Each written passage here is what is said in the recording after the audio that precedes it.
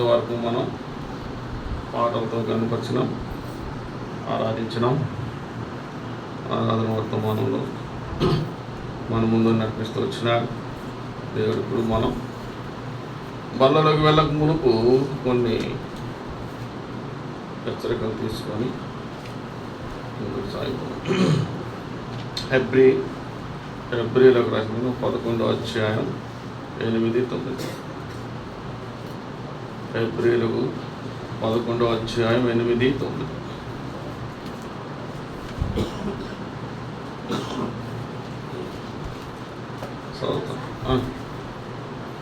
హెబ్రీలకు 11:8-9. అబ్రహాము పిలువబడినప్పుడు విశ్వాసమును బట్టి పిలుపునకు లోబడి బయలుచాలు. అదేవిధంగా 1 కొరింథీయులకు రాసిన పత్రిక 11వ అధ్యాయం 20 చదువు.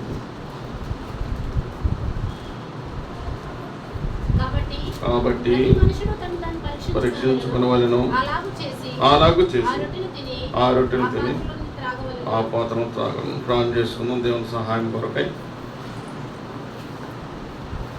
ప్రేమ గల తండ్రి, పరిశుద్ధమైన దేవా, మీ పాదాలకు వందనాలు, స్తోత్రాలు తెలుస్తున్నాం. ఘనమైన శ్రేష్టమైన నామానికి వందనాలు ప్రభువా. స్తుతులకు పాత్రులు తండ్రి, సర్వాధికారి, సర్వసృష్టికరణ దేవుడు, నిన్న నేడు మారని దేవుడిగా మాకున్నందుకై స్తోత్రాలు తెలుస్తున్నాం. అదేవిధంగా నా తండ్రి, ఈ యొక్క ఆరాధనం ఉదయకాల సమయం పునరుత్థాన రోజు నా తండ్రి మమ్మల్ని కాపాడుతూ వచ్చినందుకై స్తోత్రాలు. ఆయన యొక్క మందిరంలో సన్నిధిలో ప్రభు ఎక్కడైతే నామం ప్రార్థిస్తాను ఉంటాను సెలవిస్తూ వచ్చిన మా మధ్యలో మీరు ఉన్నందుకై స్తోత్రాలు ప్రభు. మా చుట్టూ ఉన్నందుకై స్తోత్రాలు, మాతో ఉన్నందుకై స్తోత్రాలు, నడిపిస్తున్నందుకై స్తోత్రాలు. అదేవిధంగా నా తండ్రి ఆరాధనలో పాటలతో కనపరిచిన పాటలు ఆరాధనలో వర్తమానం ఆరాధించడానికి సహాయపడుతున్నందుకై స్తోత్రాలు. అదేవిధంగా ఆయన బళ్ళకు వెళ్ళకపోము తండ్రి హెచ్చరిక కలిగి ఉండగా మీరైతే ఉండి సాధించండి. మేమైతే నిమిత్తం మాత్రం తండ్రి దేవానికి యోగ్యులం కావు. అలాంటి మమ్మల్ని వాడుకుంటున్నందుకై స్తోత్రాలు. అదేవిధంగా నా తండ్రి మా స్వరాన్ని, మా నాలుకని, తలంపులు మావి కాదు మా ప్రభువా, మీరు మా ద్వారా మీరు వాడుతున్నందుకై స్తోత్రాలు ఇస్తాం. సహాయం చేయండి. వాక్యంలో ఎటువంటి పొరపాట్లు లేకుండా మీరైతే సహాయం చేయండి. అందరికీ తండ్రి తాకున్నట్లుగా హక్కున్నట్లుగా సహాయం చేయమని వేడుకుంటూ ప్రతి ఒక్కరూ కూడా మేము నాయన పరీక్షించుకుని బలలో పాల్గొని పొందడానికి భాగ్యం ధన్యతను దయచేయమని వేడుకుంటాం. ఇచ్చిన సమయాన్ని బట్టి స్తోత్రాలు చెల్లించు. యేసుక్రీస్తు పరిశునామములో అడిగి వేడుకుంటూ ప్రార్థిస్తున్నాం నా తండ్రి, ఆమేన్.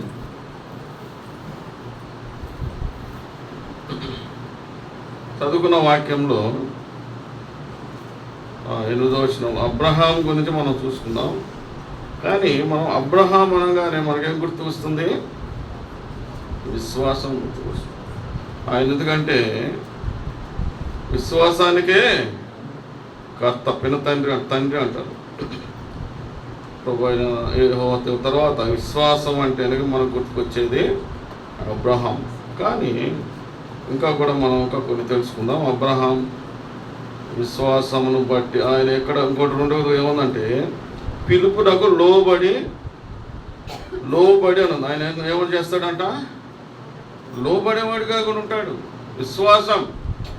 కానీ మనం అబ్రహాం అనగానే మనకేం గుర్తు? విశ్వాసం వస్తుంది. కానీ ఇంకోటి ఉందంటే విశ్వాసం ఎలా వస్తుంది? లోబడుడు ద్వారా వస్తుంది. ప్రతి విషయంలో మనం లోబడాలి. అందుకని ఆయన తాను స్వాస్థ్యంగా పొందనై ఉన్నాడని 8:9 రాయబడి ఉన్నది. అందుకని దేవుడు ఎక్కడ చెప్తే అక్కడికి బయలుదేరుతూ వచ్చినాడు. మనం కూడా మన జీవితాల్లో ప్రతి విషయంలో లోబడే వారిగా ఉండాలి. దేనికి లోబడాలి? వాక్యానికి లోబడాలి. అంటే వాక్యం అంటే కరెక్ట్ అక్కడ చెప్పింది దేవునికే. కానీ వాక్యం ఎవరు? ఆది యందు వాక్యం ఉండను, దేవుని ఎదురు వాక్యము దేవుడై ఉన్నాను. మనము బైబిల్ని లోబడటమే దేవునికి లోబడటం. మనం బల్లలో అర్హులం ఇవ్వాలి, బల్ల తీసుకోవాలి అంటే మనం ఏమబడి ఉండాలంటే వాక్యానికి లోబడే వారికి ఉండాలి. ఎలా లోబడాలి అంటే ద్వితీయోపదేశ కాండంలో 30వ అధ్యాయం 6వ వచనం చూద్దాం. చూడండి, చదువుతా. మరియు నువ్వు బ్రతుకుటకై నీ పూర్ణ హృదయంతోను నీ పూర్ణ ఆత్మతోను ప్రేమించున్నట్లు నీ హృదయమునకును చేయను. ఎలా ఉండాలని, ఎలా లోబడాలి మనం? ఎందరో చెప్పినారో అంతంత వరకు విన్నట్టుగా ఉండి బయటికి వెళ్ళి మన ఇష్టానుసారంగా మనం ఉండకూడదు. పూర్ణ ఆత్మతోనూ పూర్ణ హృదయంతో మనం మన దేవుడైనటువంటి యెహోవాను ఎలాగైతే ప్రేమిస్తామో అని, నీ దేవుడైన యెహోవా ప్రేమించినట్లుగా మనం దేవుడైన యెహోవాను లోబడాలి. దేవుడికి లోబడాలి. పూర్ణ హృదయంతో పూర్ణాత్మతో లోబడాలి. ఇక్కడ మనం తగ్గించుకున్నట్టు కనిపిస్తాం, లోబడేట్టు కనిపిస్తాం, బైబిల్ అనుసారం జీవిస్తాం మనం కనబడి మనం మన లోకంలోకి వెళ్ళిన తర్వాత మన ఇష్టానుసారం జీవించకూడదు. జీవించినప్పుడు దేవుడు మన వైపు చూడడు, మనం ప్రేమించడు. మనం బలలో తీసుకున్నానికి అర్హులం కాము. మందిరంలో ఎలా ఉన్నాము, లోకంలో కూడా అలాగే ఉండాలి. ప్రతి విషయంలో లోబడే వారిగా ఉండాలి. మన దేవుని యందు లోబడాలి, సేవకులు లోబడాలి. మన యొక్క ఉద్యోగస్తులైతే మన యొక్క అధికారులకి లోబడుతూ రావాలి. యవనస్తులు తన తల్లిదండ్రులకు లోబడుతూ రావాలి. పిల్లలు తన అన్నలకి తన తల్లిదండ్రులకి లోబడుతూ రావాలి. పెద్దలకు లోబడుతూ రావాలి. పెద్దలు అంటే మనకంటే పెద్దవారిగా ఉంటారు చాలామంది లెక్క చేరి లోకంలో. లోకం భయంకరంగా ఉన్నది. తగ్గించుకోరనమాట. నేను నేను నేను ఎవరైనా సరే. ఒకప్పుడు పాత రోజులు ఎలా ఉండేదంటే పెద్దవాళ్ళని చూస్తే లేచి నిలబట్టం, లోబట్టం, పెద్దలు చెప్పింది వింటాం. పెద్దలంటే సంఘ పెద్దలు కాదండి, మనకంటే పెద్దవాళ్ళు, సేవకులు, బంధువులు, మనకంటే పెద్దలు, తల్లిదండ్రులు, అన్నలు, అందరికి కూడా మనం లోపడుతూ రావాలి. అప్పుడే మనం మంచి ఆశీర్వదించబడతాం. అబ్రహాం వల్లే మనం ఉండగలుగుతాం. అలాగా ఇంకొక వాక్యం మనం చూసినట్లయితే ద్వితీయోపదేశకాండంలోనే 13:4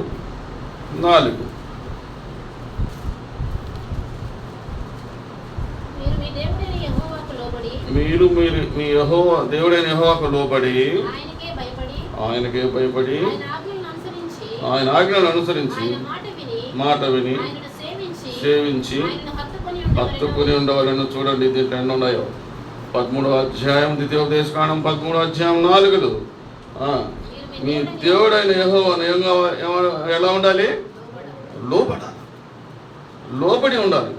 ఈ రోజుల్లో ఎందుకంటే మనం భయంకరంగా ఉన్నాయి కానీ చెప్పుకోకూడదు. కానీ చాలా సంఘాల్లోనైతే, కుటుంబాల్లోనైతేనేమి, ఉద్యోగాల్లోనైతేమి, చదువులోనైతేనేమి, కాలేజీలో ఎందుకు లోబడక ఎన్నో అవంతరాలు వస్తున్నాయి, విభేదాలు వస్తున్నాయి. ఒకరినొకరు ప్రేమించుకోలేకపోతున్నారు. ఎందుకంటే లోబట్టం లేదు. అందుకని మనం బలలో ఈరోజు చేయాలంటే, ఆ యొక్క రక్తంలో పాల్గొంపులు పొందాలంటే ఎలా ఉండాలంటే మన జీవితం లోబడి ఉండాలి. అందుకనే యెహోవాకు లోబడి ఆయనకి. ఇంకోటి రెండోది ఎలా ఉందంట వచనంలోనే ఎలా ఉండాలి? భయపడి ఉండాలి. చాలామందికి భయం లేదు, భక్తి ఉంది. భక్తి అంటే బైబిల్ చదువుతాం, వాక్యం చదువుకుంటాం, ప్రార్థన చేస్తాం, వెళ్ళేటప్పుడు ప్రార్థన చేసుకుంటాం, అన్నం తినేటప్పుడు ప్రార్థన చేస్తాం, నిద్రపోయేటప్పుడు చేస్తాం, ఉదయేటప్పుడు చేస్తాం. కానీ ఏం లేదు? భయం లేదు. హృదయంలో దేవునికి భయం ఉండాలి. కొన్ని విషయాల్లో మనం మందిరం రావంటే సన్నిధి రావంటే భయం ఉండాలి. 10కి స్టార్ట్ అవుతుందంటే 10కి భయం భయం భయం లేదు. వెళ్తాంలే, పాటలు అవుతాయి అంతే కదా, వాక్యం ఉన్నాం. ఏమో మేము అందరిని ఒకరిని ఉద్దేశించి కదా ఏమనుకోవచ్చు, చెప్తున్నా అందరూ ప్రతి ఒక్కరి విషయం. భయం లేదు. అందుకని దేవుడికి లోబడాలి. రెండోది ఏమి ఉండాలి? మనలో భయం ఉండాలి. భయము భక్తి రెండు ఉండాలి. భయం ఒకటే చాలదు. అందుకనే యోబు 1:1 ఏముంది? యోబుకి ఉండాలి భయభక్తులు గల్లవాడు. ఒకసారి చూడండి యోబు 1:1.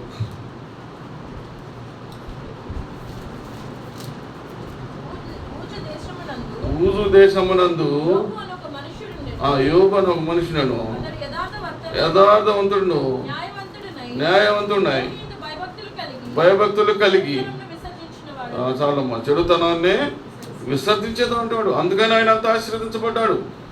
తర్వాత కింద 3-4 అయితే ఆయనకి ఏమేమి ఉన్నాయో ఆస్తి అంతా ఎంతో మంచి ఆస్తిపరుడు. ఆ రోజుల్లో ఎక్కువ పనివారు, గొర్రెలున్నాయి, ఎడ్లున్నాయి, ఇవన్నీ కూడా ఉన్నాయి. అంటే ఇందులో ఏముంది? ఆయనలో దేవుని యందు భయభక్తి ఉంది. రెండోదిగా చెడుతనాన్ని విసరించేటువంటి వాడుగా ఉంటున్నాడు. అలాగే మనం ఆశీర్వదించబడాలి అంటే భయం కలిగి ఉండాలి, భక్తి కలిగి రెండు ఉండాలి. అలాగా అందుకని ఆయన ఎంతవరకు కూడా అపవాదికి లోబడుతూ రాలేదు. చూడండి, అపవాది దేవుడు ఆమె ఏం ఆజ్ఞ ఇచ్చాడంటే ప్రాణం తప్పుకుని ఏమైనా చేయి, నా బిడ్డ లోబడంటే. అలాగే అపవాది చివరికి భార్య కూడా ఏందండి నువ్వు, ఏందయ్యా నువ్వు, మీ దేవుడు ఏడి రాలేడా అన్న వెళ్ళినంత వరకు కూడా ఆయన దేవుడి మీద ఆధారపడి ఉన్నాడు, లోబడుతూనే ఉన్నాడు, నాకు దేవుడు వస్తాడని. ఆ విధంగా ఏముంది, ఆయనలో భయభక్తులు కలిగిన వాడు చెడుతనమును విసరించేవాడుగా ఉంటున్నాడు. ఆ విధముగా మనం ఏం చేయాలంటే భయపడేవారుగా ఉండాలి, భయపడాలి, లోబడాలి, భయపడేవారుగా ఉండాలి. అదేవిధంగా ఇంకొక అతను కూడా ఉన్నాడు వ్యక్తి, అందరికి బైబిల్లో చాలామంది ఉన్నారు, అందరం మనం జ్ఞాపకం చేసుకునే సమయం చాలదు. అలాగా దేవుని యందు మనం భయభక్తులు కలిగి ఉండాలి. ఈ లోకంలో ఎప్పుడైతే కలిగి ఉంటామో దేవుడికి లోబడేవారుగా ఉంటాం. మూడవదిగా దాంట్లో చూస్తే ఆజ్ఞలను అనుసరిస్తూ ఉండాలి. ఎలా ఉండాలి? ఆజ్ఞను అతిక్రమించటమే పాపం. అందుకని ఆజ్ఞ అంటే దేవుడు చెప్పిన ప్రతి మాట, ఆత్మఫలాలు మనం అనుసరించాలి, దేవుడు చెప్పిన వాక్యం మనం అనుసరించాలి. ఆయన ఏమైతే ఆజ్ఞ ఇచ్చాడో దాన్ని మనం ఆజ్ఞను అనుసరించేవారుగా ఉండాలి. మూడవదిగా. నాలుగవదిగా దీంట్లో చూసినట్లయితే సేవించాలి, లోబడాలా, భయపడాలా, ఆజ్ఞను అనుసరించాలా, ఆయనను సేవించేవారుగా ఉండాలి, ఆరాధించేవారుగా ఉండాలి, ఆయనను మనలో ఉంచుకునేవారుగా ఉండాలి. సేవించడం అంటే మనం ఏమంటాం, నీటిని సేవిస్తాం, ఇంకా మంచిగా తాగుతూ తగ్గి సేవించడం అంటాం. ఏదైనా మనలో ఉంచుకోవాలి. ఆహారం సేవిస్తాం, ఆహారం ఏం చేస్తాం, మనం ఎక్కడ మనలో ఉంచుకుంటాం. అలాగే ప్రభు అయిన యేసుక్రీస్తు వారిని, యెహోవా దేవుని మనలో ఉంచుకునేవారుగా ఉండాలి. ఆయన ఎప్పుడైతే మనలో ఉంటారో మనం అప్పుడు ప్రతి విషయంలో లోబడేవారుగా ఉంటాం, ప్రతి వాక్యానికి లోబడేవారుగా ఉంటాం, ప్రతి మాటకి దేవుని మాటకి లోబడేవారుగా ఉంటారు. అలాగా ఇంకోటి ఏంటంటే నాలుగవదిగా 5 ఆయన హత్తుకుని ఉండాలి. ఎప్పుడు దేవుని మనం హత్తుకొని ఉండాలి. హత్తుకుని అంటే ఆయనతో ఉన్నట్టుగా ఉండాలి. నేను అన్నాను కదా, ఎక్కడైతే ఇద్దరు ముగ్గురు నానా ప్రయత్నం దేవుడు మనలో ఉంటాడు, మన మధ్య ఉంటాడు, మన కుటుంబంలో ఉంటాడు. నియంత్రామి అని ఒకసారి చెప్పు, నియంత్రామిగా ఉంటాడు. అంటే ఇక్కడ ఉంటాడు, అక్కడ ఉంటాడు, ఎక్కడైనా ఉంటాడు. అమెరికాలో ఉంటాడు, మందిరాల్లో ఉంటాడు. ఈరోజు ఎన్ని దినాలు ఎక్కడెక్కడ మందిరాలు ఉన్నాయో ఇక్కడ దేవుడు ఉంటాడు, మనతో కూడా ఉంటాడు, నీలో ఉంటాడు, నాలో ఉంటాడు, మనలో ఉండే ప్రతి ఒక్కరిలో ఉంటాడు. ఆయన హత్తుకుని ఉండాలి. ఎప్పుడు ఆయన లోబడి మనం హత్తుకునేవారుగా ఉంటేనే మనలో ఉంటాడు. ఆయన మనలో లేడు అంటే మనలో ఏముంటారు, ఇంకా అపవాది ఉంటాడు. ఆ విధంగా మనం దేవునికి మనం ఎప్పుడు కూడా ప్రతి ఒక్క విషయంలో లోబడేవారుగా ఉండాలి. అప్పుడే మనం దేవుని ఎప్పుడైతే హత్తుకుని ఉంటామో మన హృదయాల్లో ఎవరుంటారు, దేవుడు ఉంటాడు, యెహోవా దేవుడు. అప్పుడే మనం ఆ యొక్క శరీరంలో సాదృశ్యంగా తీసుకున్నా కానీ మనల్ని పరీక్షించుకొని మనం బల్ల తీసుకునే వారికి అర్హులుగా ఉంటాం. ఆయన రక్తం పొందుకుంటే దానికి అర్హులుగా ఉంటాం. ప్రతి విషయంలో మనం లోబడేవారుగా ఉండాలని మనకు బైబిల్ చెప్తున్నది. ఆ విధంగా కొన్ని వాక్యాలు చదువుకుని మన అబ్రహాం దగ్గర వెళ్దాం. మనం సామెతలు 15:5 ఒకసారి చదువుకున్నాం.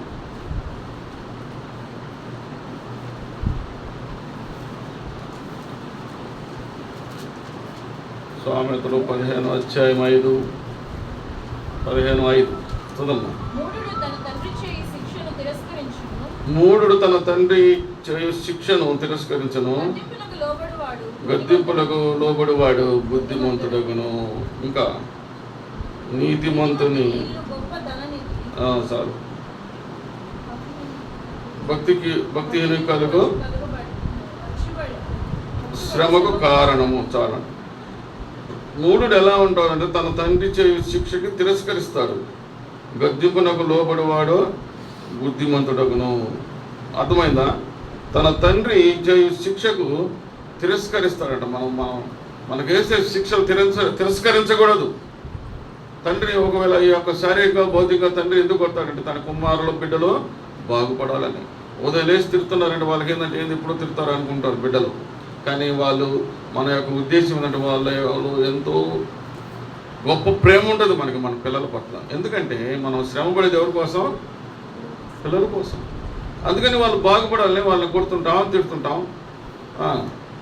ఇంకా తప్పు చేస్తాం. బైబిల్లో ఇంకొకటి కూడా సామెతలు, బెత్తం వాడిని తండ్రి కుమారునికి విరోధం అంటే శారీరకంగా. దేవునికి కూడా మనం దేవుడు శిక్షించినప్పుడు ఏందబ్బా నాకు శిక్ష చేసాడే అనకూడదు. ఆయన యొక్క శిక్ష వేసిన దానికి ఇది నా కోసమే వేసాడని మనం దాన్ని అంగీకరించాలి అని మనం తేటగా అర్థం చేస్తుంది. ఇక్కడ తండ్రి శిక్షను తిరస్కరించును, గద్దింపునకు లోబడిన వాడు బుద్ధిమంతుడు. గద్దింపునకు ఏమవ్వాలి? లోపడాలి. ఆ గద్దింపు చేస్తే మనం ఏం చేస్తాం? లోపడం, తిరస్కరిస్తాం. తండ్రి శిక్షను తిరస్కరిస్తాము, గద్దింపునకు లోపడం. కానీ మనం ఇక్కడ చేయాల్సినంత గద్దింపునకు లోపడాలి, శిక్ష వేస్తే భరించాలి. అప్పుడే మనం దేవుని బిడ్డలుగా ఉంటాం. అందుకని దేవుడు ప్రభువుని యేసుక్రీస్తు ఎంతో శిక్షణ పొందాడు కదా, ఇక్కడ శిక్ష పొందినాడు. దాని తర్వాత ఇంకా చెప్పుకున్నాము ముందు. అలాగా మనము ఎలా ఉండాలంటే, తండ్రి అంటే నేను శారీరకంగా చెప్పాను, భౌతికంగా కూడా మన దేవుడు యెహోవా దేవుడు వేసే శిక్షకు మనం తిరస్కరించకూడదంట, అంగీకరించాలి. అందుకే యోబు అంగీకరించాడు. ప్రభువా ఏంది నాకు ఇది అనలేదు కదా, శిక్షణ అనుభవిస్తూనే వచ్చి నా తండ్రి నాకున్నాడు, నా బాగు కోసమే శిక్షిస్తున్నాడు. ఇంకా గీరుకునేదానికి ఏమి, ఇంకా చేతితో కూడా గీరుకోలేకపోయాడు. ఒక రాయి తీసుకొని చివరి అధ్యాయ వచనాల్లో ఉన్నాయి. ఆ యొక్క చేతితో కూడా గీరుకోలేని పరిస్థితిలో ఒక చిన్న పెన్ను తీసుకొని ఏం చేస్తున్నాడు? గాయాన్ని గీరుకుంటున్నాడు. అంత పరిస్థితి తీసుకొచ్చేసింది అపవాది. కానీ తిరస్కరించలేదు తండ్రిని తిరస్కరించలేదు. నాకు ఏంది తండ్రి, ఏంది ఇది నాకు శిక్ష, ఎందుకు వేసావు నా శిక్ష, గొప్ప దేవుడు కదా, సృష్టికర్తవు కదా అని అన్నాడా? లేదు, అందుకని మనం ఏం చేయాలంటే, ఈ యొక్క లోకంలో ఒకవేళ తండ్రి వేసిన శిక్షకు మనం భరిస్తూ రావాలి. ఎన్నో వస్తుంటాయి, అందరికీ తెలిసిన విషయాలే. ఎందుకంటే మన ప్రతి ఒక్క జీవితంలో ఒడుదొడుకులు అనేవి వస్తుంటాయి. ఒక క్రైస్తవ జీవితం ఎలా ఉంటుందంటే, ఇరుకు మార్గం ఉంటుంది, ముళ్ళదారి ఉంటుంది, ఒడుదొడుకులు ఉంటాయి, గుంట మార్గం ఉంటుంది, రాళ్ళు రోడ్లు ఉంటాయి.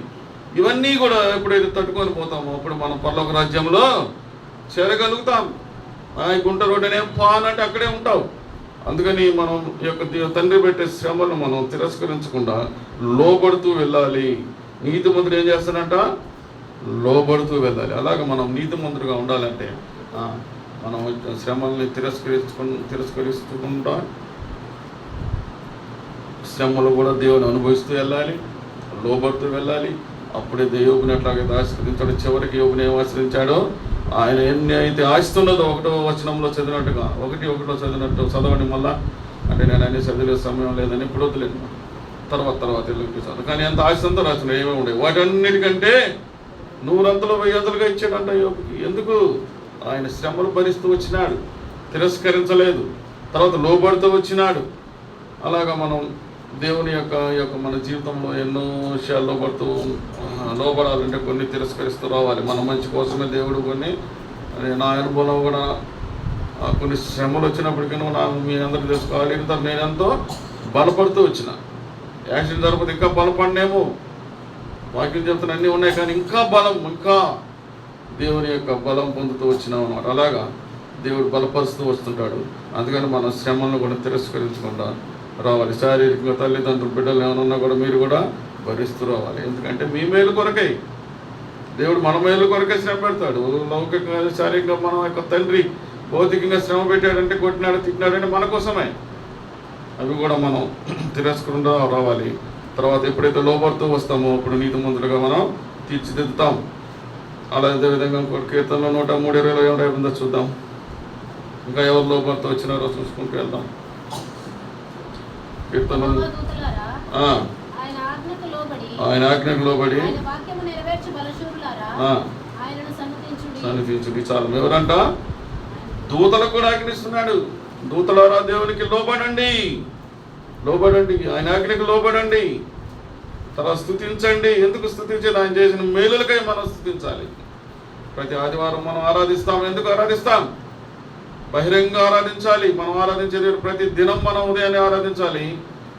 దేవుడు చేసిన మేలు అనుక్షణం మనం ఆయన జ్ఞాపకం చేసుకుంటూ స్తుతించాలి. థ్యాంక్స్ చెప్పడం. చిన్న పిల్లలు చాక్లెట్స్ ఏం చెప్తారమ్మా? థ్యాంక్స్ అంకుల్ అంటారు. ఇప్పుడు మరి ఎక్కువైపోయింది, ఏమి ఇచ్చిన థ్యాంక్స్ అంకుల్ అంటుంటారు. అంటే ఏం చేస్తున్నాం? మనకి కృతజ్ఞత చెల్లిస్తున్నాం మనం ఇచ్చిన దానికి. మనం దేవుని ఎలా కృతజ్ఞత చెల్లించాలి? ఈరోజు ఏమున్నాం? మనం ఎక్కడ ఉంటున్నాం? దేవుని కృపలో ఉంటున్నాం, ఆయన హస్తం కింద ఉంటున్నాము. దానికి వచనాలు కూడా ఉన్నాయి, అప్పుడు సమయం లేదు కాబట్టి కొంత ముందుగా చెప్తున్నా. తర్వాత మనం ఇప్పుడు ప్రస్తుతానికైతే మాత్రం దేవుని కృపలో ఉన్నాం. ఎందుకంటే లోకం ఎంతో భయంకరంగా, పిల్లలు యవనస్తులు భయంకరంగా ఉంటున్నారు. ఇంకో ఎన్నో విషయం విచిత్రమైన జబ్బులు వస్తున్నాయి. ధనవంతులైనా సరే పేదవాళ్ళైనా సరే భయంకరమైన జబ్బులు వస్తున్నాయి. చెప్పకూడదు కానీ మొన్న అంబానీకి కుమారుడికి మ్యారేజ్ అయింది కదా. మ్యారేజ్ అయితే అబ్బాయికి ఒక విచిత్రమైన జబ్బు ఉంది. ఆ యొక్క డిసీజ్ ఏంటంటే ఇస్నాఫిల్. దానికి మామూలు ఏసీ పనికిరాదంట. అదొక విషయం. వేరే ఏసీ ఉండాలి, ఎయిర్ కండిషన్లు ఎప్పుడు ఉండాలి. ఆయన మామూలు మన ఏసీలో కాదు. అదొక టైప్ ఆఫ్ క్రియేట్ చేసి ఆయనకి అది పని. కార్లో అది ఏసీ, రూముల్లో ఏసీ, ఆఫీసులో ఏసీ, అన్నీ ఏదో ఏసీ. కానీ ఎంత ఉంది ధనము? ప్రపంచాన్ని శాసించే ధనం ఉన్నది. కానీ ఏముంది ఆయనకి? ఒక పెద్ద జబ్బు ఉంది. ఎప్పుడు చనిపోతాడో తెలియదు. కానీ నేనేమంటానంటే ఇవన్నిటికంటే కూడా మనం దేవుడు గొప్పవాడు, ఆయన మనం ఎరిగి ఉండాలి, ఆయనకి లోబడి ఉండాలి. అలాగా అందరికీ ఆజ్ఞాపిస్తున్నాడు, లోబడి ఉండుడి. కీర్తన 104:3. అలాగా మనం దేవుడికి లోబడేవారికి ఉండాలి. ఆయన ఆజ్ఞను అతిక్రమించకుండా ఆయన ఆజ్ఞనే లోబడేవారికి ఉండాలి. ఇర్మియా గ్రంథం, ఇర్మియా రాసిన దాంట్లో 4వ అధ్యాయం 4వ వచనం ఒకసారి చదువు. 4:4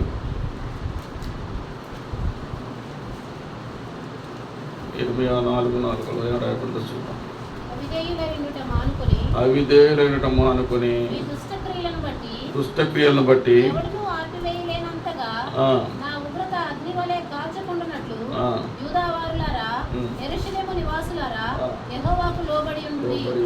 ఎవరు చెప్తున్నాడు? అవిధేయులై ఉండకుండా అంటున్నాడు.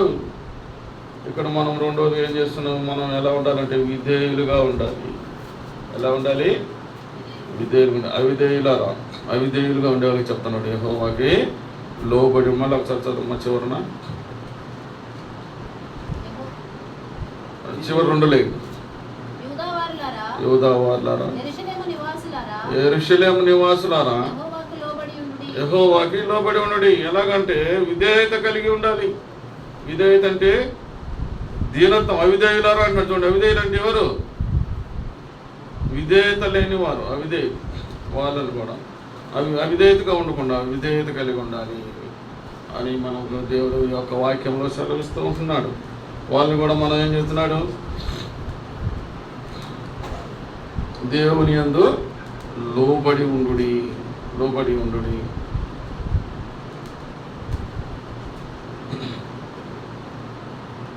దుష్టక్రియలను బట్టి ఆర్పిలేనంతగా యెరూషలేము లోబడి. ఎట్లా ఉందంటమ్మా ఆయన యొక్క అగ్ని, ఆయన ఉగ్రత అగ్ని వలె ఆర్పివేయనంతగా ఉంటుంది దేవుడు ఉగ్రత. మనం ఎప్పుడు ఆయన కృపలో ఆయన ప్రేమ పొందుతూ ఉండాలి. కానీ ఆయన ఉగ్రతకి ఎప్పుడు కూడా లోబడి ఉండాలి. చూస్తాడు ఆయన ఉగ్రత మనం తట్టుకోలేము. మనం అనుకుంటున్నాము ఇప్పుడు కొన్ని రాష్ట్రాలు ఎంత భయంకరంగా క్రైస్తవులను భరిస్తున్నాడు, ఏం చేస్తున్నాడు దేవుడు అనుకుంటున్నాం. మనం అలా ప్రశ్నించకూడదండి. ఏం చేస్తున్నాడు దేవుడు అనకూడదు అసలు. ఎందుకంటే ఆయన ఉగ్రత వస్తుంది ఒకరోజు. ఆ ఉగ్రతను మనము తట్టుకోలేము. అనుకోవచ్చు ఇంకా ఎంతసేపు ఎన్ని దేన్ని అని అనుకోవచ్చు. కానీ మనందరం జీవితంలో చాలా చూసుంటాం ఉగ్రతలు. ఎక్కడెక్కడ అన్యాయం జరిగినాయి వాడంతా కూడా కొన్ని జరిగి ఉన్నాయి. భూకంపాలు వచ్చున్నాయి. ఇవన్నీ దేవుని సృష్టి. వాటిని ఎవరు ఆపలేరు. భూకంపాన్ని ఎవరు ఆపలేరు. వరదను ఎవరు ఆపలేరు. తుఫాన్ని ఎవరు ఆపలేరు. ఫ్లడ్ వచ్చేస్తే ఒకసారి ఎక్కడి నుంచి వస్తే ఎవరికి తెలియదు, కొట్టుకుపోతే గురువులు. అంటే ఏంటంటే అక్కడ ఒకప్పుడు భయంకరంగా మన క్రైస్తవుని హింసించడం కానీ, లేదంటే పాపంని వదలలేక భయంకరమైన పరిస్థితులు కొన్ని రాష్ట్రాలు ఉన్నాయి. ఆ రాష్ట్రాల్లో అయితే మరి క్రైస్తవుని హింసించడం ఇవన్నీ మనం చూస్తుంటాం. ఎందుకు దేవుడు చూస్తూ ఉన్నాడు అని మనం నిరుత్సాహపడకూడదు. ప్రార్థించాల వరకు ప్రభువా ఆ యొక్క శిక్షించే వాళ్ళని క్షమించండి. దేవుడు చెప్పింది అదే కదా, వాళ్ళని శిక్షించండి అని మనం శిక్షించండి కదా, క్షమించండి. మనం శిక్షించండి అని చెప్పేదానికి అర్హులం కాము. తీర్పు తీర్చగలదు మనం. వాడు ఇట్టవ్వాలి ఇట్ట చేశారు, వాడు చూడండి వాడికి ఉందలే అనకూడదు. వాడిని ఏం చేయడు, దేవుడు క్షమిస్తాడు. నేను నా మాట అయితే మనం వాళ్ళ అనకూడదు అనమాట. వీలైనంత వరకు దేవుడు క్షమిస్తాడు. మార్గంలో తెచ్చుకోవడానికి చూస్తాడు. ఆయన మార్గంలోకి తెచ్చుకోవడానికి చూస్తాడు. మళ్ళా తర్వాత ఆయన ఏం చూడాలి? మనం ఏం చూడాలి? ఉగ్రతను చూడాలి. ఆ ఉగ్రత అగ్ని వలె ఉంటుందంట. ఆర్పివేయనందుగా ఉంటుంది. కొన్ని చిన్న వాములు ఇల్లులు తగలబడితే ఫైర్ అయితే ఏమొస్తాయి? ఫైర్ ఇంజిన్లు వస్తాయి. ఒకటి చాలపోతే 2 వస్తాయి, 3 వస్తాయి, 4 వస్తాయి. ఆర్పివేస్తే ఎట్టొకట చివరికి ఏదైనా సరే గిడ్డ తగలబడే సరే ఆపుతారు. కానీ దేవుని ఉగ్రత ఎవరు ఆపలేదు, అది ఆపలేదు. ఆ యొక్క శిక్ష అనుభవించాల్సింది. అట్లా ఉండకుండా లోబడమంటున్నాడు. అందుకని మనం ఏం చేయాలంటే ఈ యొక్క లోకంలో జీవితంలో మనం లోబడుతూ రావాలి. అదే ఇరవై 35:13 చూసుకున్నాం ఒకసారి. 35:13 ఏం సెలవిస్తున్నారో చూసి, నీవు వెళ్ళి యూదా వారికి యెహోవా వాక్కు ఇదే,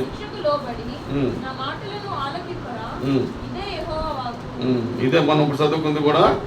ఏం చేస్తున్నాడు, కొన్ని శిక్షలు ఉంటాయి, చిన్న చిన్న శిక్షలు మనము లోబడాలి. శిక్షకు కూడా మనం కొన్ని లోబడాలి. కొత్త విషయం ఏందబ్బా అన్నాను, శిక్ష లోబడమంటున్నాడు. దేవునికి లోబడాలి, దేవుడు వేసే శిక్ష లోబడాలి. ఎందుకంటే మనల్ని మరణాన్ని నుంచి కాపాడుతాడు ఆయన. నేను ఎంతగా యోబు కూడా చదివించాను, ఎందుకంటే యోబునే మరణం నుంచి కాపాడాడు. అపవాదికి మరణం తప్ప నువ్వేమైనా చేసుకుని ఆజ్ఞ ఇచ్చినాడు. అందుకని యోబుని చంపలేకపోయింది కదా. యోబు అపవాది వల్ల మనం మరణాన్ని తీసుకునే అధికారము శక్తి లేదు. కానీ ఈ యొక్క లోకంలో మనకేం చేస్తుందంటే కొంత ఇబ్బందులు పెడుతుంది, ఒడిదొడుగులు పెడుతుంది.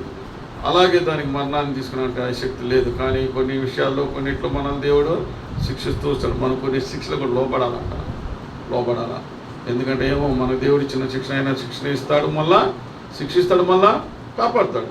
కానీ మన మరణానికి అప్పచెప్పుడు, అది గుర్తుంచుకోవాలి.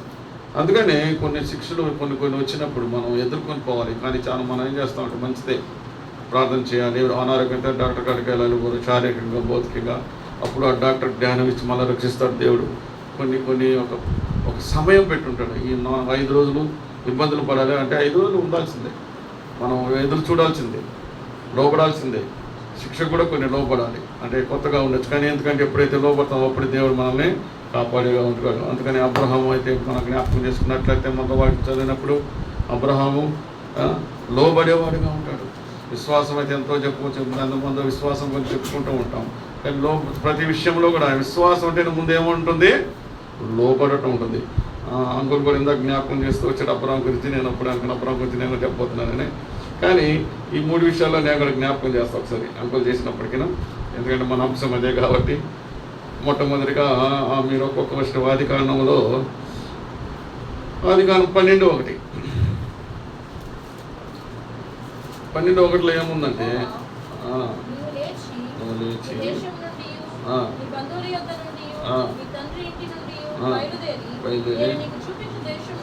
వెళ్ళము చాలమ్మా. అక్కడ ఏం చేశాడు దేవుడు, ఒక ఆజ్ఞ ఇచ్చాడు. ఆ ఆజ్ఞకి అబ్రహాం ఏమన్నాడు, నో మోర్ క్వశ్చన్, ఏం ప్రశ్న ఇలా. ప్రభువా నా బంధువులు ఉన్నారు, నా ఆస్తుంది, మా తల్లిదండ్రులు అన్న వదిలేనమంటామని వేయలేదు. ఏం చేశాడు, వచ్చాడు అక్కడ ఆజ్ఞకి లోబడుతూ వచ్చి ఏం చేశాడంటే, ఆయన అక్కడి నుంచి ఏమైతే చెప్పాడో యెహోవా దేవుడు, అక్కడి నుంచి ఆయన ప్రయాణం అవుతూ వెళ్ళినాడు. అదే లోబడటం. అక్కడ లోబడుతూ వచ్చినాడు. తర్వాత ఎవరెవరు తీసుకెళ్ళి చదువు ఒక్కొక్క వచనం. 1:12 చదువు. 1 చదివేసావా? నేను గొప్ప జనముగా చేసి ఆశీర్వదించి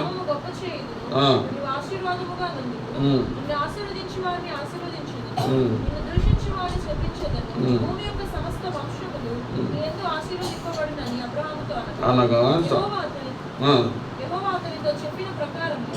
అబ్రహాము వెళ్ళాను. చాలు. ఏమైతే దేవుడు అక్కడ ఆజ్ఞ ఇచ్చినాడో, ఆజ్ఞే కాదు వాగ్దానాలు కూడా ఇస్తూ వచ్చినాడు. భూమి యొక్క సమస్త వంశములు యందు ఆశీర్వదిస్తా అన్నాడు. ఆశీర్వదించడా లేదా? ఈరోజు ఎట్లా ఉంది జనం? హెబ్రీలోనూ రాసి ఉంది, నిన్ను ఇసుక రేణుల వల్లే జనాభాను ఆశీర్వదిస్తాడు. అదేవిధంగా జనాభాను ఇప్పుడు ఆశీర్వదించాడు. ఎటు చూసిన అబ్రహాం సంతానమే.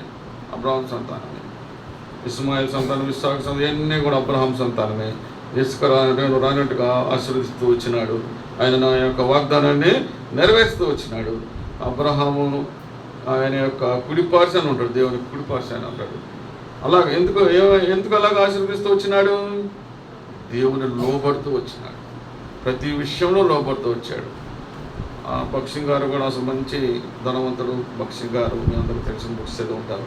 ఆయన కూడా ఆయనకు ఇంట్లో ఇష్టపడలేదు క్రైస్తవంలో రావడానికి. కానీ ఇంట్లో నుంచి వచ్చే మన దేవుడు తలంపై ఎప్పుడైతే మాట్లాడేటప్పుడు ఇంట్లో నుంచి వచ్చేసాడు. No more. ఆయన కూడా ఏం ప్రశ్నించలేదు.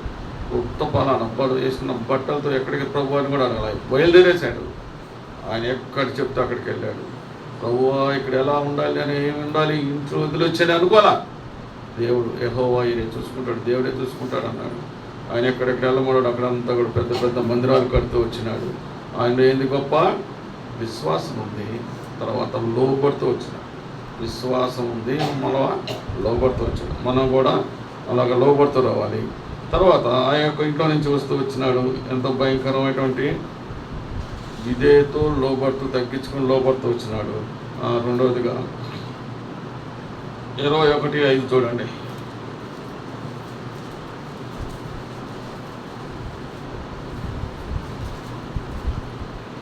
21:5లో పుట్టినప్పుడు 100 ఏళ్ళ వాడు. అప్పుడు శారా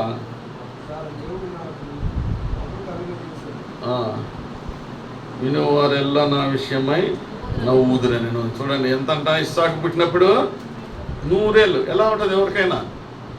ఆజ్ఞ ఇచ్చినాడు, వాళ్ళకి వాగ్దానం ఇచ్చాడు, నీకు పిల్లలు ఇస్తాను. కానీ ఎప్పుడు ఇచ్చాడు? 100 ఏళ్ళు. వాళ్ళు ఏం చేస్తుంది, శారా నవ్వుకుంటున్నారు వాళ్ళు. ఎందుకంటే ఆ యొక్క వయసులో ఎవరైనా నవ్వుతారు. 60-70 సంవత్సరాలు అంటేనే నవ్వుతారు. ఇప్పుడు మన యొక్క యువకులు, మనం ఉండే పరిస్థితులు, మన జనరేషన్లో అయితే పిల్లలు 35, 40, 50 లోపల అంతే.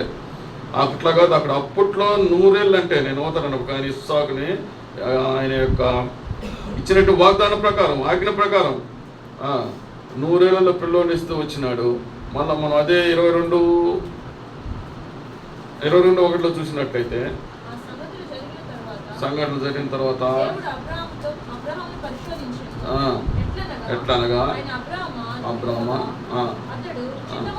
చూడండి ఆ పిలుపులనే చూడండి. ఎప్పుడైనా అబ్రహాం అంటే వస్తానులే అంటాడు. ఎప్పుడు నిద్రలేసిన చిత్తం ప్రభు అంటాడు. దాంట్లో నేను కనబడుతుంది, లోబడే స్వభావం కనబడుతుంది, తగ్గింపు కనబడుతుంది. అప్పుడు ఆయన అనగా ఇస్సాకును తీసుకొని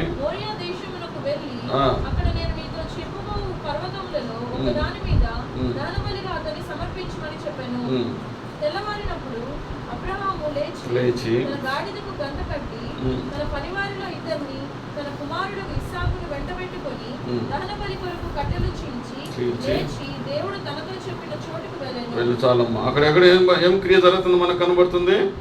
లోబడుతూ వచ్చినాడు. ఎప్పుడు ఇచ్చాడు ఆయన కుమారుణ్ణి? నేను అందుకే 21:12 చదివించాను.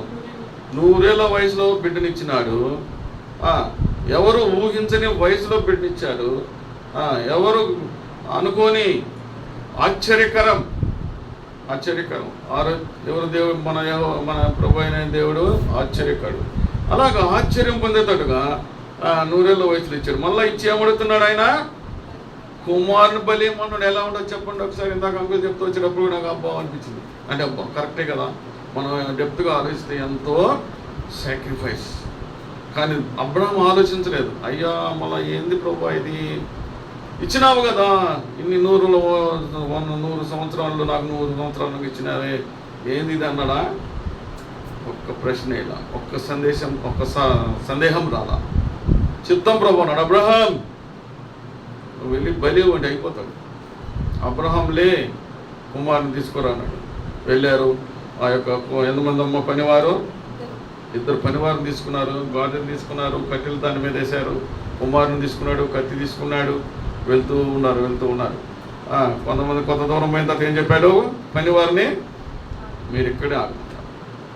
మీరు ఇక్కడే ఆగండి అన్నారు. తర్వాత మధ్యలో సందేహం వచ్చింది కుమార్కి. సందేహం అంటే ఆయనకు క్వశ్చన్ మార్క్ వచ్చింది. ఏంది? అప్పుడు అడిగాడు, నాన్న కట్లున్నాయి, నేనున్నాను, నువ్వు ఉండవు, కట్లున్నాయి, బలి ఎవరిని ఇవ్వాలి అన్నాడు. చూడండి ఎంత ప్రశ్న వచ్చిందో. కానీ అక్కడ ఆ బలి పశువు ఏది అంటూ ప్రశ్నిస్తూ వచ్చినాడు. అప్పుడు ఏం చెప్పాడు అబ్రహాం? నేను ఇచ్చేస్తానని ఆయన అన్నాడా? ఏం మాట, యెహోవా ఇదే. ఎవరున్నారు? దేవుడు ఉన్నాడు. ఆయన అక్కడ కూడా లోపలితో వచ్చినాడు. అబ్రహాంలో కూడా కొత్త విశేషం ఏంటంటే కుమారుడు కూడా లోపలితో వచ్చాడు. ఏందన్నా ఎక్కడ లేదే, అడగపోతే ఎక్కిస్తాడు అన్నాడా? ప్రశ్న ఇలా. తండ్రిలాగా లోపలితో వచ్చాడు. ఓకే ఎస్ పా అన్నాడు. వెళ్ళాడు. కట్లు పేరుస్తున్నాడు, ఇంకా సందేహం లేదు. తర్వాత అబ్బాయిని కట్టుతున్నప్పుడు కానీ అప్పుడు కూడా ఏంది నాయన నాన్న నన్ను కడుతున్నావు, ఏంది ఇది అసలు నీకు న్యాయం అన్నాడా?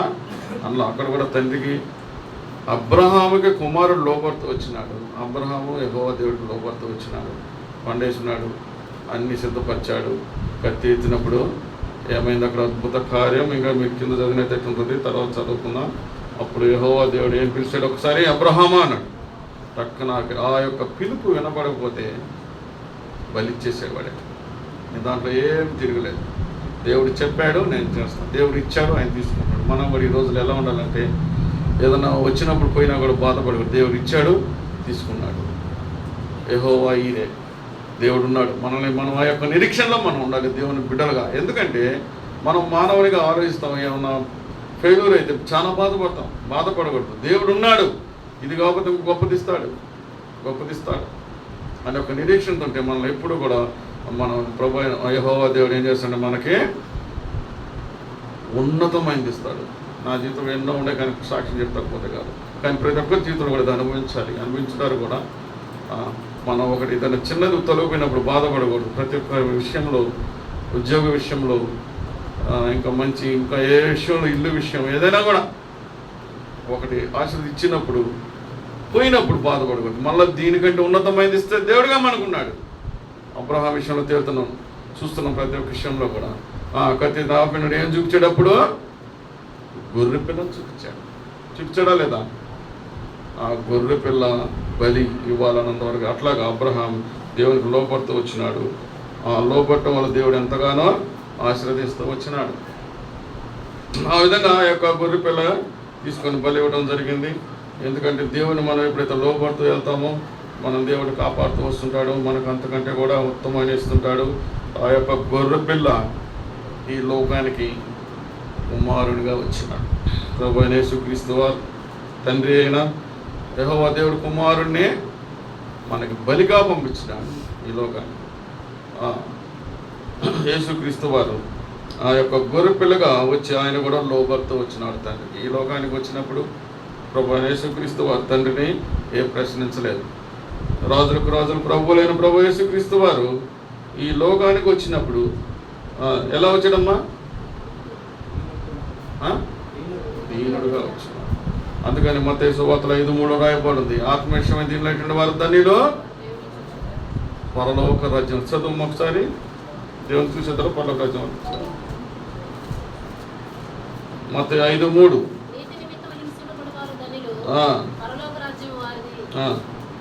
5:3 దీనులు ఆత్మవిషయమై ధన్యులు పరలోక రాజ్యం వారిది. అందుకని ఏంటంట, ఎవరిదంటే ఈ యొక్క పరలోక రాజ్యం దీనులది. అంటే తగ్గించుకోవాలి. మనం తగ్గించుకోవాలి. మంచి హోదాలో ఉన్నా, డబ్బులున్నా, ఏమున్నా సరే తగ్గించుకొని దేవుని యందు ఎవరైతే ఉంటామో, లోబడి ఉంటామో పరలోక రాజ్యం వారిది అంటే సెలవిస్తూ వచ్చినారు. యెహోవా దేవుడా గొర్రె పిల్లని ఎవరో కాదు, ప్రభువైన యేసుక్రీస్తు అని లోకాన్ని పంపిస్తూ వచ్చినాడు.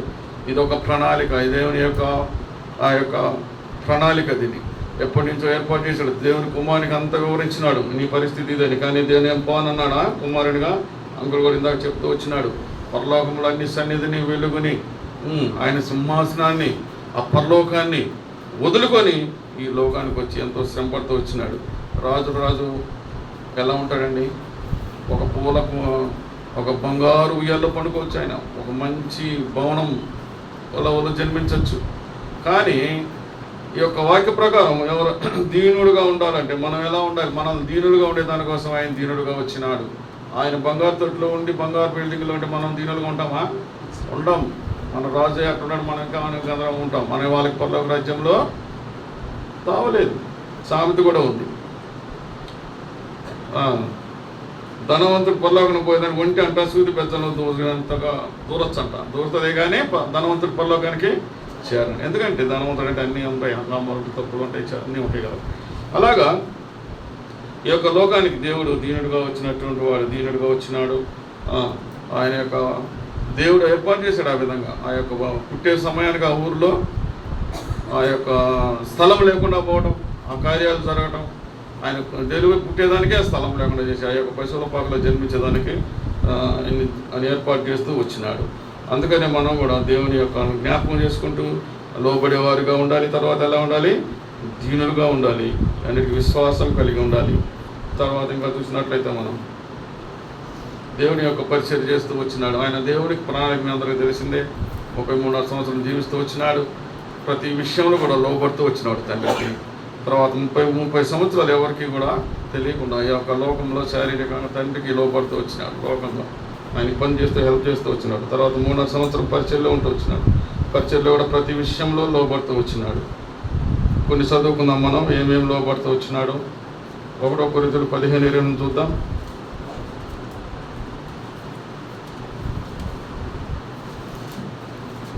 అక్కడ ముగించుకుందాం. సమస్తము ఆయనకు లోపరచబడినప్పుడు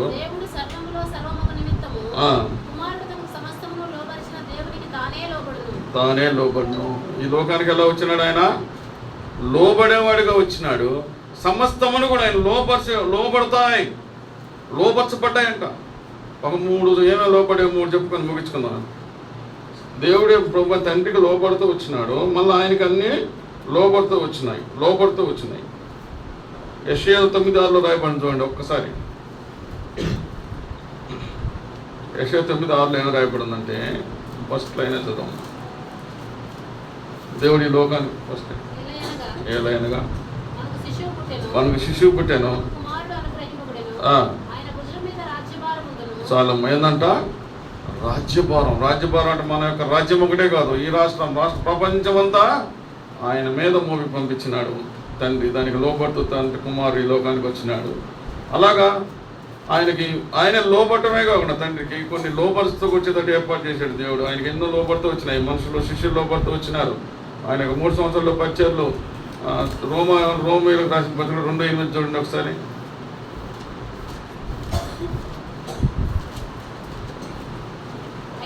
అయితే సత్యమునకు లోబడక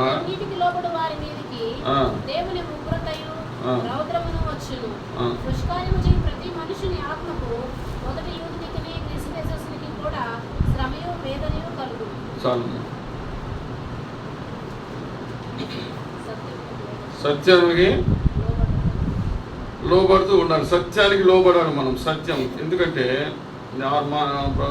ప్రభు సెలవిస్తూ వచ్చినారు, నేనే మార్గం సత్యం జీవం అన్నారు. అవును, ఆయన మార్గం మనం చూపించేవారుగా ఉంటారు. తర్వాత సత్యం అంటే మనకి బైబిల్లో ప్రతి వాక్యము సత్యంగా ఉంటుంది. తర్వాత జీవం అంటే జీవపు ఓట. మనకి ఎవరో దేవం ప్రభు యేసుక్రీస్తు జీవపు ఓట, మనకి లోబడేవారుగా ఉంటారు. ఇంకా మనం చూసినట్టయితే లోకాసువార్త 10:17 చూద్దాం ఒకసారి.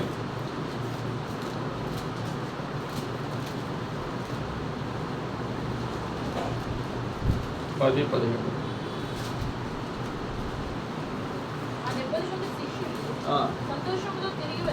తిరిగి వచ్చి చెప్పగా ఆయన సాతాను మెరుపు వలె ఆకాశం నుండి పడుట చూచింది. ఇదిగో పాములను తేళ్లను త్రొక్కుటకును శత్రువు బలమంతటి మీదను నీకు అధికారం అనుగ్రహించి ఉన్నాను. చాలమ్మా. ఆయనకేమో ఏమి లోబడుతూ వచ్చినాయి? దెయ్యములు లోబడుతూ వచ్చినాయి. ఆయన తండ్రికి లోబట్టమైన దేవుడికి ఇచ్చినాడు. మళ్ళీ ఈ యొక్క లోకంలో ప్రభు యేసుక్రీస్తుగా లోబడేటట్టుగా ఈ లోకానికి పంపిస్తూ వచ్చినాడు. అక్కడ ప్రశ్న నెంబర్ 1 ఏంటంటే దెయ్యాలు లోబడుతూ వచ్చినాయి. రెండవదిగా మార్కు సువార్త 4:41 చూసినట్లయితే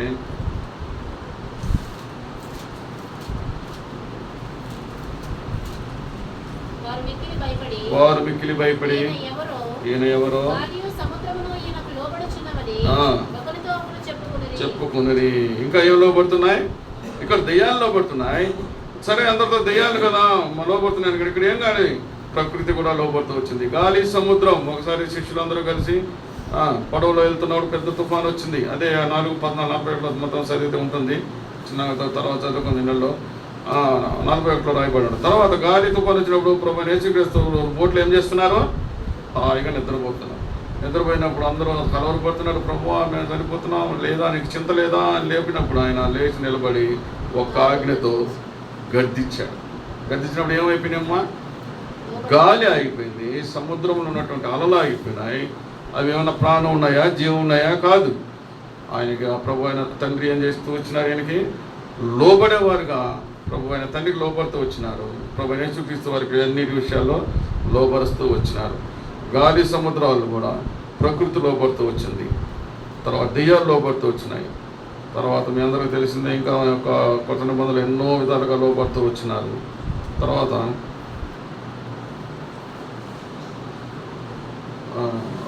యాకోబు రాసిన పత్రికలో యాకోబు 4:7 చదువుకుందాం ఒకసారి.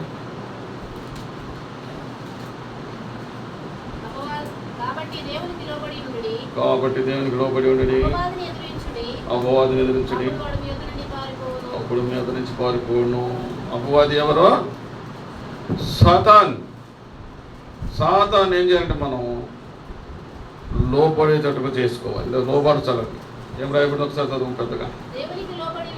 దేవునికి లోబడి ఉండి అపవాదిని ఎదిరించుడి.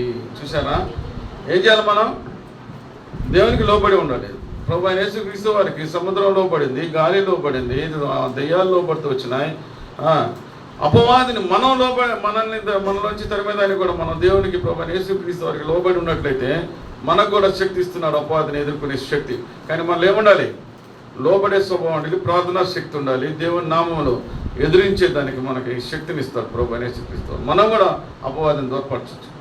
మన ఇంట్లో సమస్యలు ఉండొచ్చు, చాలామంది అపవాది వేధించవచ్చు, వాళ్ళని కూడా ఎదిరించే శక్తి మనకుంది. మనం నమ్మినట్లయితే, విశ్వసించినట్లయితే, దేవుని లోబడినట్లయితే. అలాగా మన జీవితాల్లో కూడా దేవుని ప్రభు యేసుక్రీస్తు లోబడినట్లయితే మనం అపవాదిని దూరం చేయొచ్చు. ఇంకా ప్రకృతి లోపడుతూ వచ్చింది, దెయ్యాలు లోపడుతూ వచ్చాయి, నోరు లేని జీవులు లోపడుతూ వచ్చినాయి. శిష్యులు ఒక రోజు రాత్రి అంతా మీ అందరికీ తెలిసిందే, రాత్రి అంతా వలేశారు, నిన్నేశారు, ఒక్క చేప అయినా పడలేదు. ఎందుకు పడలేదు? వాడికి తెలుసు వీళ్ళు తీసుకెళ్ళి ఏం చేస్తారు, చేపల్ని ఎక్కువ రూములు వదులుతారా, పొరలోకం చూపిస్తారా? లేదు, తీసుకెళ్ళకి రెండుగా కోసి ఎండబెట్టి హాయిగా ఉప్పేసి ఏం చేస్తారండి, చేపని ఉప్పు చేప తింటారు. ఎంత బాధం ఆలోచించండి ఒకసారి. ఏం చేస్తారా అని చేపలకు తెలుసు. అందుకని చేపలు శిష్యులకి దొరకలేదు. కానీ దొరకలేదు కదా మామూలుగా. ఏం చేస్తారు, బలి అవుతాయి. వారికి తెలుసు నా ప్రాణం పోద్దని. కానీ ప్రాణం పోగొట్టుకున్నా సరే ప్రభు అయిన యేసుక్రీస్తు వారికి లోబడ్డాయి. ఆయన ఏమన్నది, ఇక్కడ వేయండి అన్నాడు.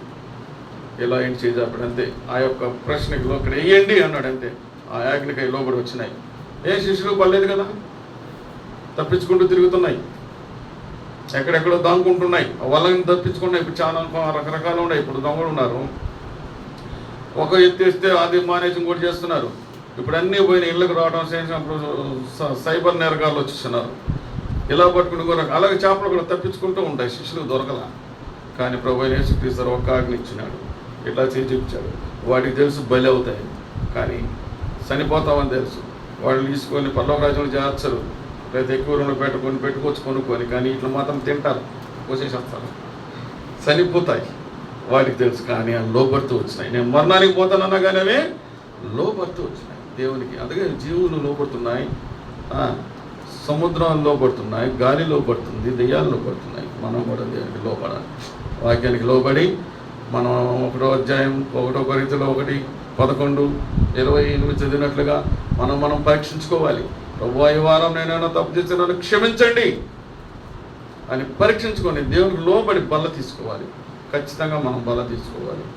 రక్షించబడ్డ వాళ్ళం, దేవుని ఎరిగిన వాళ్ళం, బాప్తిసం తీసుకున్న వాళ్ళం, వాక్యానుసారం ఆలోచించి మనం ప్రభువా నేనేమన్నా లోపడకుండా ఉండానా, ఇంకా చాలా ఉండే చదివిత సమయం చాలదని ముగించుకుంటున్నాం. అలాగా మనల్ని మనం పరీక్షించుకొని దేవుని యొక్క బలలో తీసుకునే వారిగా ఉండాలి. ఆయన రక్తంలో మనం పాలు పంపులు పొందాలి, నమ్మాలి, విశ్వసించాలి. ఇది దేవుని యొక్క రక్తం, దేవుని శరీరం. మనల్ని ఆయన హత్తుకుని ఉండాలి, మనలో ఉండాలి అంటే మనం బలలో పాలు పంపులు తీసుకోవాలనే నిరీక్షణ కలిగి ఈరోజు మనం బలలో పాలు పొందాం. దేవుడి వాక్యాన్ని దీవించి ఆశీర్వదించుగా.